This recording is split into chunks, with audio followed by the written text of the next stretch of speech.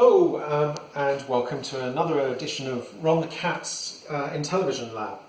We're rather excited today because we hope to show you a working replica of a black whale keyboard component system. This has been a little project that we've been working on for a while now, so it's a bit of a milestone. We've got quite a lot to cover today, so I'm sorry if the video is longer than normal, but hopefully, and I have to use notes in order to kind of keep me on track, but hopefully there's going to be some interesting stuff that will keep your attention. Before we kick off and give you a detailed tour, I just need to say some thanks to some people without whom today's video would just not be possible. So the first person is Daniel Bass, who worked at Mattel in the early 1980s and wrote the excellent game Locomotion. He liberated some development boards when he left Mattel in 1984, and he made them available to the community earlier this year. Those boards were then lent to Josie and Frank P, and they worked really hard reverse engineering and documenting them. There was a ton of work, and the results of it, as a result of it, we were able to put this together, which is it's just astounding. Just brilliant work. They've also been helping us to debug one or two little wrinkles, and so for that we're really grateful. The third group of people that we would like to thank is Intellivision Productions. Obviously, these boards contain their intellectual property, and they were kind enough when they were approached by Joe to allow it to be made public. So thanks a lot, guys. It's much appreciated. And finally, I need to thank Ron the Cat for hosting me today, or hosting us today, and for continuing to let me play with his lovely toys. My pleasure. So that's the thanks. Let's just quickly give you an overview of what we're going to cover today. So what I have to do is to give you a quick tour of the major components of our setup here and explain how they fit together. Then we'll give a demo of the system in action and hopefully give you a little bit of a flavour of what it was like to develop and debug software in the latter period at Mattel. And then we'll tear down the system and show you all of the individual components and explain how the replicas that we have put together differ from the originals and the bits and pieces that we don't fully know yet. So, in terms of an overview of the system and what we've got here, we have a diagram.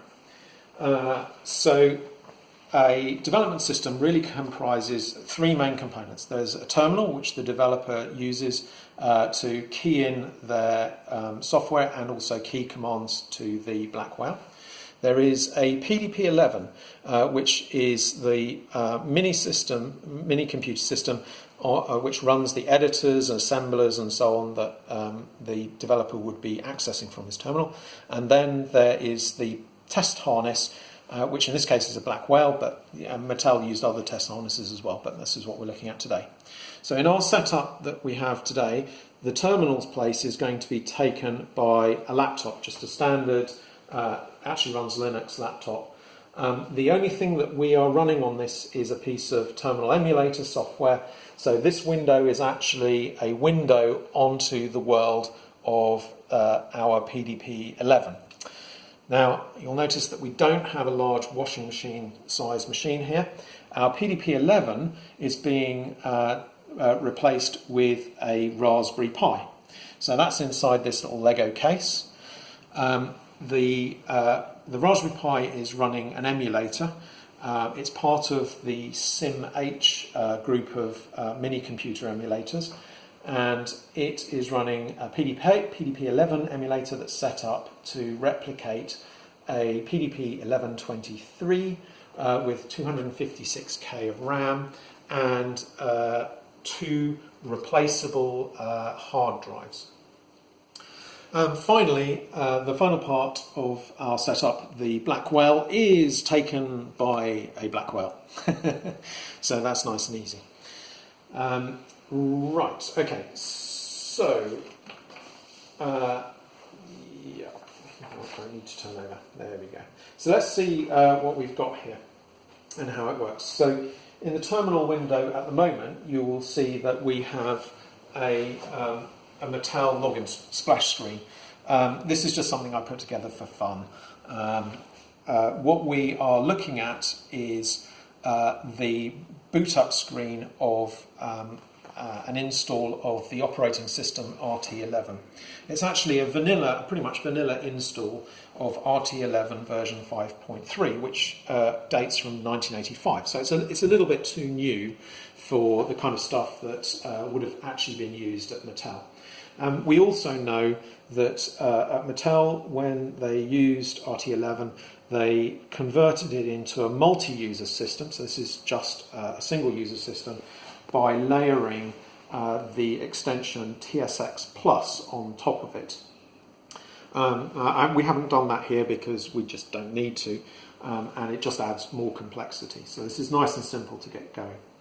So RT11 looks and works a little bit like DOS, only with really cryptic drive names and device names.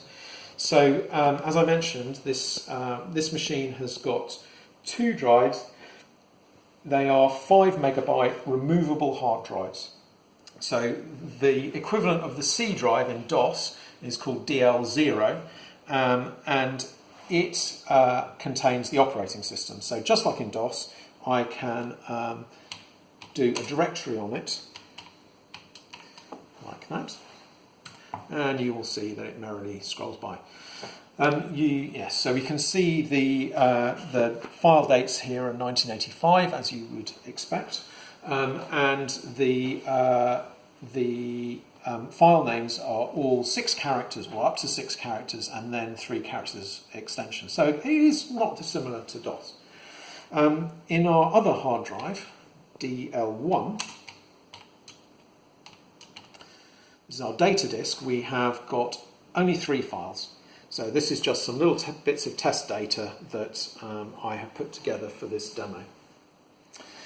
Okay, so if I just do a DIR, the system will naturally look at the operating system disk, which kind of makes sense. I can, however, override this by using the assign command. So I can assign DL1 to be the default drive by assigning it to DK. And now if I just do a DIR, I will get my DL1 drive. This just makes things a little bit easier. We can, of course, just like DOS, we can list a file. So we can look at, in this case, the source code, ASM file, for David Rolf's prototype game, example game, Killer Bees. So I'll just get this ready. We can pause scrolling using Control S and then get it going again using Control key. There is no kind of paging of data as far as I can tell. There we go. And you can see that there does look like CP1610 assembler. You'll notice then the other 2 files have a .nkl extension, which I have just gone and made up. The files contain the assembled source code to be ready to be transferred to the Black Whale. So for Killer Bees, NKL. So you can see here, it looks like line noise. It's actually, what's actually happening here is, over on the left here we have the address that is the data needs to be loaded to, encoded as nickels. Then in the middle we have the actual data, and then off to the right here we have a checksum that's used by the Black Whale to confirm that the data has all been received correctly. What happens is that each decal that gets sent is split into high and low bits, so the upper 5 bits and the lower 5 bits at each, making up a nickel, is extracted and then converted into one of 32 characters. And so what you're seeing here is each pair represents a decal of data. Okay, so yes, so the other thing I should highlight is that these files to be sent to the Black Whale were not prepared on a PDP-11. So we don't have any assemblers. There are editors that exist on RT11, however they are pretty arcane and I have not bothered to learn them, and we don't have any assemblers. So all of that kind of assembly work and then converting these files into this line transmission format has been done just on a laptop and then loaded up to the PDP-11 emulator. So in order to get things to work, obviously somehow we have to start communicating with our black whale. Now, there are two ways in which the overall system could be connected. This is how we actually have things connected today. So there is a terminal which we type into, and that is connected via a serial line to our PDP-11. So it actually comes in the back here, around the back there, into our Raspberry Pi. And then from there, a second serial lead then runs out and off and down round the back here to a board which connects to the keyboard component. So that is how things are configured for us. So terminal to PDP-11 to Blackwell. We're not certain that this is actually how Mattel did things. The reason for that is that the terminal that we can see used by Patrick Aubrey in his picture of working at Nice Ideas is actually quite sophisticated, and it has two RS-232 terminals on it, interfaces on it. So it could be sat in the middle, and it could have connections to the Blackwell and to the PDP-11, and then Patrick might have been switching whether his communication was with the PDP-11 or with the Blackwell, and then routing PDP-11 communication straight to the Blackwell kind of through the terminal. We don't know. So what we have done for our purposes today is to just run with this setup because it's nice and easy both to set up and to kind of follow what's going on. So in order to get this setup to work, we need some software running on the PDP-11 in order to communicate with the Blackwell. And we just use a piece of built-in comms software that comes with RT11 called VTCom. So I can start that running now. Now this is cryptic, and I don't fully understand how it works, but by the power of the internet and old manuals, if I do this, excuse me while I type and try to concentrate on that. Resume VTCom, and then I hit Control X and VTCom, and that is VTCom now up and running. So essentially we're now looking at a window on the terminal that is then looking at a window on the Raspberry Pi that's then communicating with the Blackwell. So the next thing to do then is to fire up the keyboard component and get everything running at this end. So hopefully, excellent, there we go. We have the standard keyboard component startup screen. So what I'm going to do is I'm going to hit I and ask it to show me the index or the catalogue of things I can do. And you will notice immediately at the bottom here the software that forms part of the development kit has gone and added an entry to download or debug a program with the letter X. So we can now fire up this development kit software by hitting X and then return. And we get a nice welcome screen. You'll notice, as Joe's pointed out, this is version 5, so quite late on, one would imagine. We have no idea what the differences are between the various versions. Yeah, so this is version 5 of the keyboard component software. So what can we do? Well, the first thing that you won't have noticed, but what has happened, is that down on our terminal, on our laptop, we now have a new prompt that has appeared, this greater than prompt. And so we can now actually start interacting with the keyboard component and asking it to do things. So I can ask it to please show me the memory at address 1000, which is the bottom of the exec. And so there are the first few decals of the exec memory. So starting address 1000 has 4, 112, 26, etc. We can ask it to please tell us the state of the registers with RR. Now you'll notice here that they're all 0. Now the reason I believe that this is occurring is because we haven't run anything yet, and so at this point the Blackwell is not actually telling us the contents of the registers. It's telling us a kind of its view of a copy of them. So we have to actually get things going and doing something interesting before we get real data in there. Okay, so in order to do something interesting and useful, we clearly need some software to test and to run. And so what we can do is we can send one of the programs that we saw earlier from the PDP-11, from our Raspberry Pi PDP-11, through to the Blackwell and put it into the Blackwell's memory. So let's do that.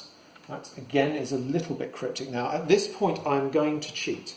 The Raspberry Pi, as things stand, runs rather too fast for the Blackwell. So what I'm going to do is just interrupt the emulation, and I am going to slow it down a bit so that it does not overrun the Blackwell. There is no flow control between the PDP-11 and the Blackwell. So the Blackwell can't say, whoa, slow down, slow down.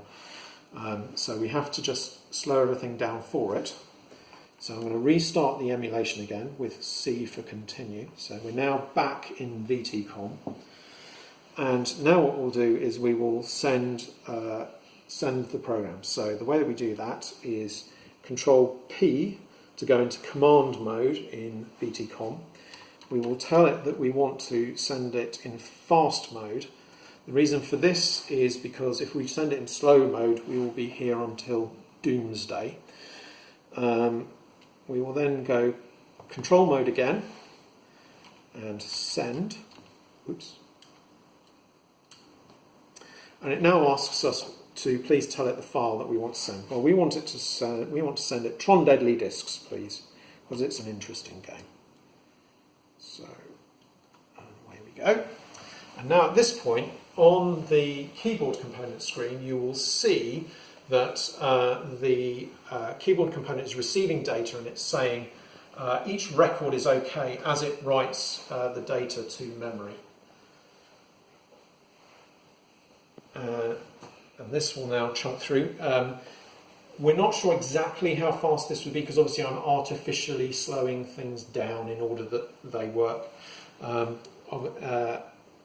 Tron Deadly Discs is a 4K game, so it's not particularly large. So it will stop at 5 FFFF. But as you can see, it would work at a reasonable pace. So we're nearly there. Last 256 bytes. There we go. So everything has come across and we've got no errors. We just have lots of command prompts on the terminal there. So what we can do now, obviously, is have a look and see what we have for Tron Deadly Disc. So we can look at address 5000. And there is the beginning of Tron Deadly Disc. And that does indeed look like a cartridge header with addresses like 518D, 501C, etc. So that looks reasonable. Now, if I was a developer, what I could do is to validate this new program. So I could tell it to please verify from 5000 to 5FFF. Verify. So the keyboard component thinks for a moment and then comes back with 3 numbers for us. And these are 3 different checksums. And what I could do is then have pre-computed these on my PDP-11 and compare these numbers with the numbers that I know should be correct for the game as sent, and I can be sure that yes, everything has gone through okay. So, clearly the next question is, well, does the game work? Does it work? So we go G to go to the game, and here is Tron Deadly Discs.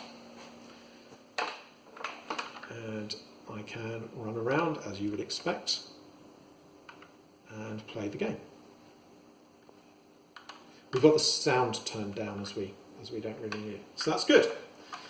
The game is is maintained between resets, so I can reset and I get back to the keyboard component screen. I can now go straight to the debug software and I can play the game again, and we're back at Tron Deadly Discs again. So that is all maintained. Great. Once the game is running, there is no way of interrupting things. So in order to regain control, once you have released control to the game, you either have to reset or the game would need to hit a breakpoint at somewhere. So let's put in a breakpoint and see that working. So what I'm going to do is enter a breakpoint that I happen to have worked out. So we enter a breakpoint with the address followed by $B. You'll notice here I'm not hitting, well, you probably won't notice, I'm not hitting return. As soon as the Blackwell Development Kit software realises it has a valid command, it accepts it and processes it. So what we can now do is have a look at that breakpoint with $D. That will list all of the 8 breakpoints that have been set. So see, most of them are not set yet, but the first one is indeed 5AA3. So what we will do is go and play the game.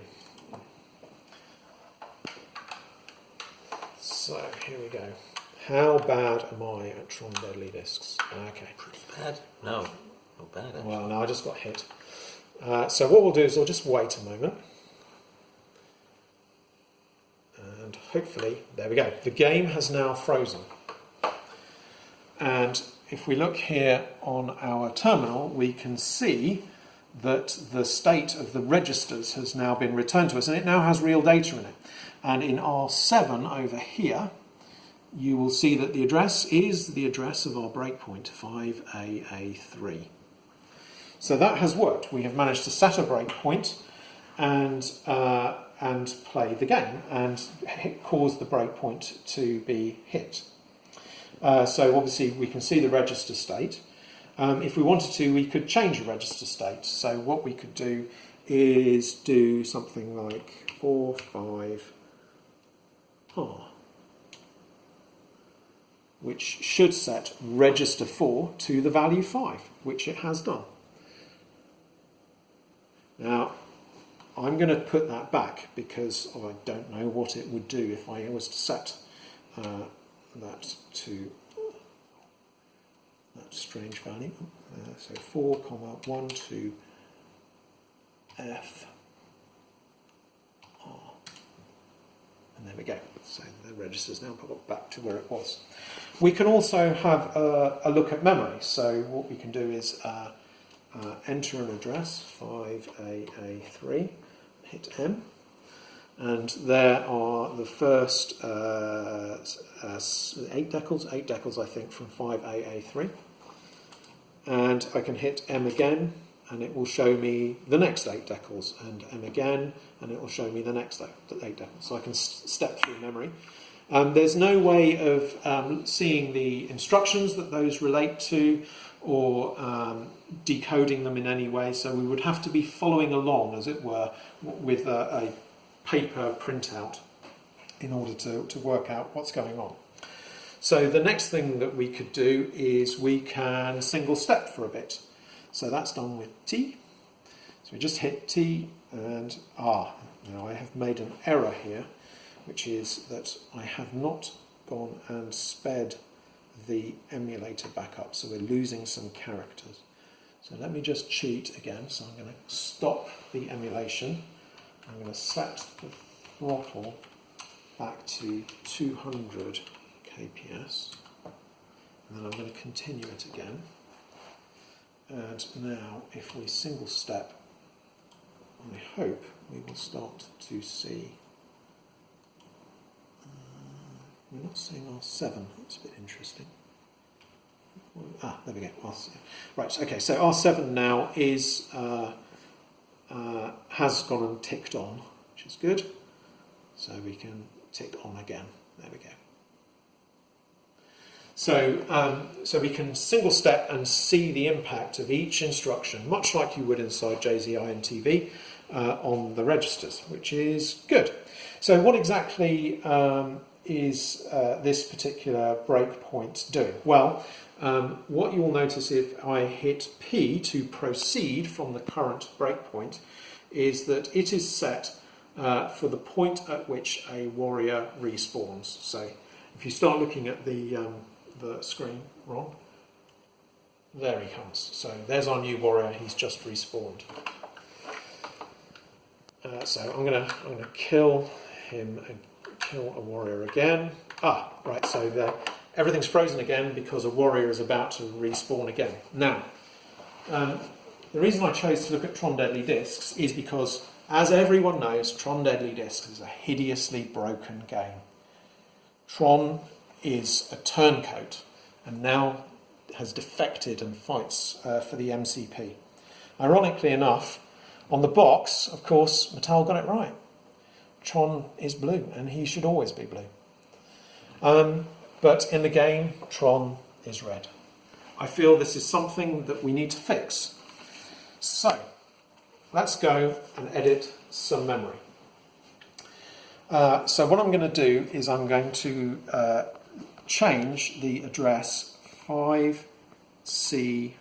Hang on. Why have I not got? Oh no, because I hit V. 5C2A. And I'm going to look at the contents of that memory address. So currently 5C2A contains the value 55. I'm going to change that to be a different value. So the way that we do that is we say 5C2A slash and then enter a new value. And now if we look at 5C2A,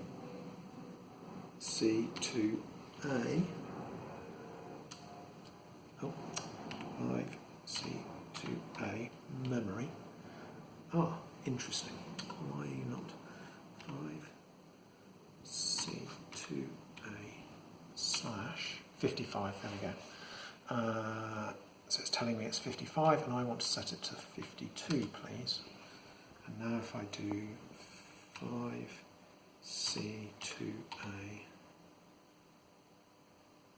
memory, there we go. So we have now gone and changed the value inside 5C2A to be 52 instead of 55. Excellent. So now what we will do is we will proceed again and see what occurs. And immediately you can see now that the new warrior that has spawned is orange instead of the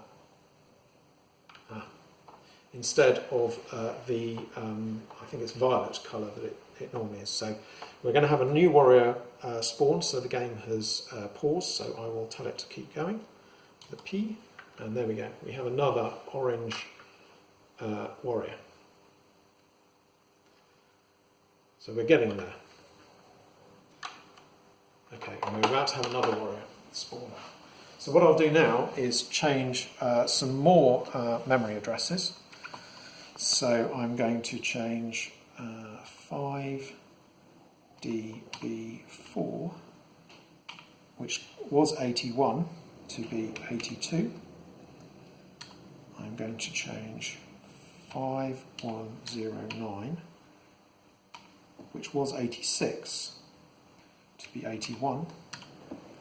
And I'm going to change 50F9, which was 42, to be 55. Now at this point, if we proceed, what we should see is that the new warrior that has spawned, his disc, instead of being blue like this guy's, is red. So we have switched his disc colour. Now, Tron himself hasn't changed colour yet. That's because the software, the game hasn't gone through and kind of reset Tron. But if I was to reset the game and go back into the development kit and then tell it to start playing the game, we will see now that Tron is blue, violet, and the MCP warriors are orange with red discs, and Tron's disc is now blue. So Tron is fixed. He now fights correctly for the users, which is a good thing and how it should have been. Okay. Let's go back. So that's kind of how some of the debugging and the features that you can get here. What happens if I wanted to make a kind of larger change to the software? Well, from within VTCom, we can get back to RT11 and start to do things. So the way that we do that is Control B and then return, I believe. Yeah, so we're now back to the dot prompt inside RT11 and we can do directory listings and all the rest of it. We could fire up our favourite editor, make changes, assemble a new version of the code, and then with Control X and VTCom, switch back into the COM software again, and now we're back talking to the keyboard component. So we could have a kind of interactive switching mode of working, so we don't kind of have, there's not necessarily a big overhead in switching between developing code and testing it, which is quite cool. So that's giving you a kind of a very brief overview of what we can do with this. There's some other features that we haven't shown you. So we can start execution or resume execution at specific addresses. We can run to specific addresses. We can search for specific values in memory. We can move blocks of memory from one location to another.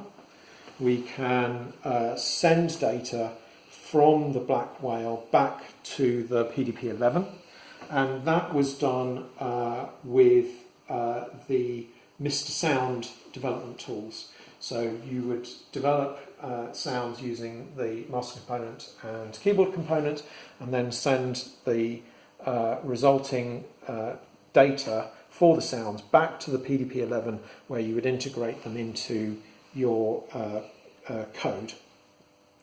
It's also possible to upload, execute and manage code that runs on the 6502 processor. We don't know what that was used for, if it was used for anything, but it does exist inside the code. So, kind of coming to the end of the demo part of this, I hope that this gives you a little bit of a flavour as to what the testing cycle might have been like when people were working at Mattel. Obviously, if anyone has any corrections or knows better, then please let us know, because we'd like to have a good understanding of how this kind of stuff works. Overall, I hope that we've been able to show you that the testing is not that different to how you might test using JZINTV today. There are a few things that are missing, so you can't use watch points, and you can't have a disassembly of the code, as we've seen. But I can see that it would still be a very powerful tool for development. And I can also see that perhaps the time to upload code might have been frustrating, as has been mentioned by some of the Blue Sky Rangers. But without knowing how fast the PDP-11 was running, it's difficult to tell kind of quite how bad that was. So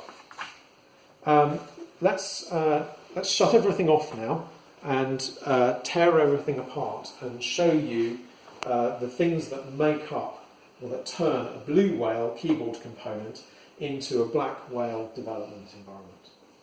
So we'll turn that off. So there are actually 4 pieces of hardware that are necessary to do that. We have replicas. They are similar to, but not the same as those that Daniel Bass used and provided. So the first board here is a serial board.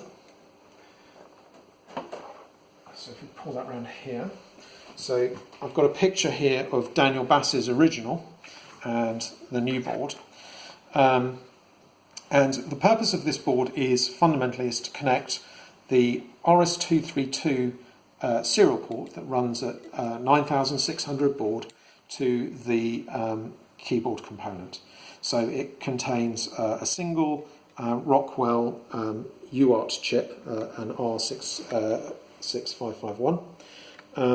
And you'll notice that there are fewer chips on this board than are on Daniel's. The reason for that is that we have removed one redundant chip, which actually resides under here, and we have simplified the level voltage shifting hardware. So Mattel had to use a couple of chips to do that, and we are now using this Maxim chip to do everything.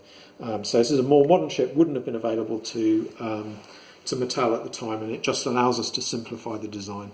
Obviously, the other thing is that we're using just a 9-pin RS-232 socket rather than the 25-pin socket that Mattel used, but just to keep the size down. So that's the first board. It's quite simple, really. The second board, if I pull that out. I can't get it from the side. There we go. So the second board is a ROM board. So it contains all of the development kit software. You'll notice that Daniel Bass's board has 3 ROMs, and we are using a single larger flash ROM, actually. So it's a flash chip. The address decoding, so these 2 chips here, are identical. They are wired slightly differently because of the one large ROM, but essentially they work the same. You'll notice that this board is quite spaced out, so it could be made much smaller. We haven't done that because there is a flap on the back of most keyboard components that protects the slot when it's empty, and it is a kind of piece of plastic, L-shaped, and this board is laid out so that piece of plastic will rest in this gap here to reduce the stress on the plastic hinge. So that's what we have there. So that's the first 2 boards. The third of the 4 components is a RAM cartridge onto which the game is actually loaded.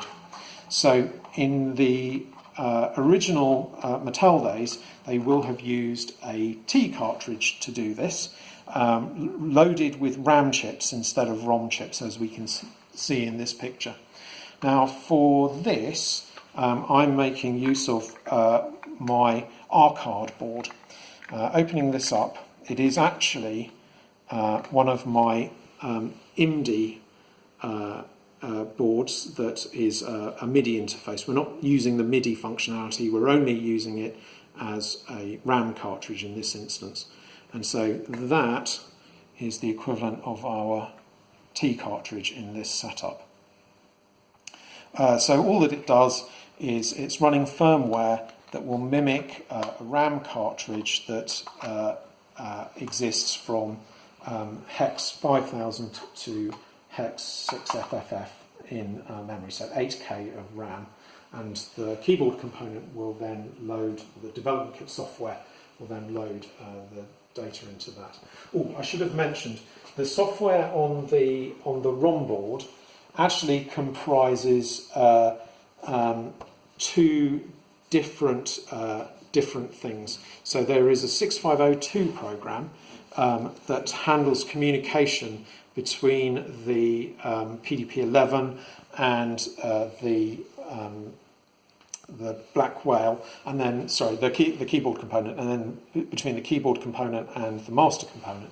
But there is also a small CP1610 monitor program that gets loaded into the shared memory of the master component and keyboard component at Bootstrap. And that actually is what does all the debug, and that fundamentally is what you're talking to when you key commands into the terminal. Yes, that's fine. Okay, and so the final bit of the puzzle then is modification to the master component itself. So I hope, yes, there we go, that we can just lift this shell off.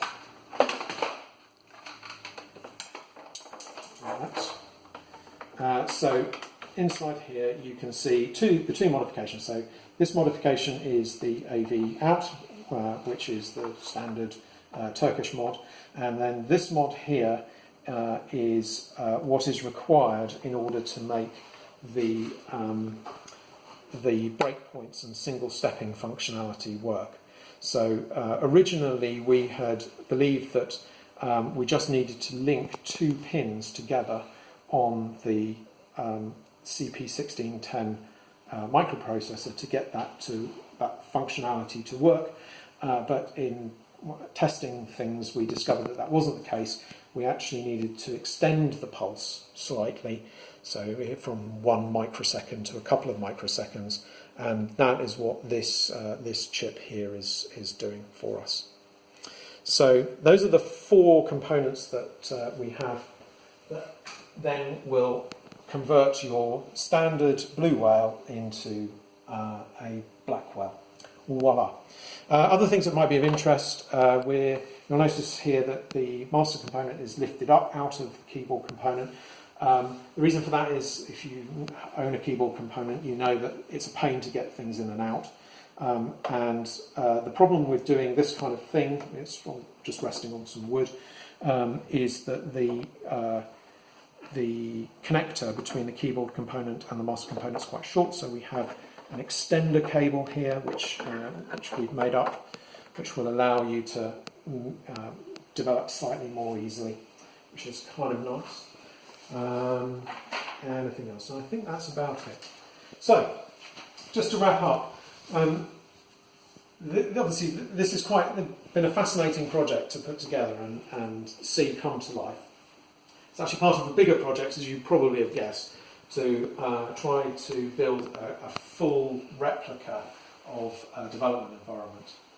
We may look to replace some of the kind of non-authentic bits of the system with some slightly more authentic parts as we go through. But it's not really a priority for us at the moment. The big unknown for us now is the software that runs on the PDP-11. So as I said, we don't have any assemblers, we don't have anything to actually construct the software to be sent to the black whale. That was all developed by APH, we believe. So we hope to make some progress with that, maybe, in the future, but who knows? It is unknown whether or not that software still exists.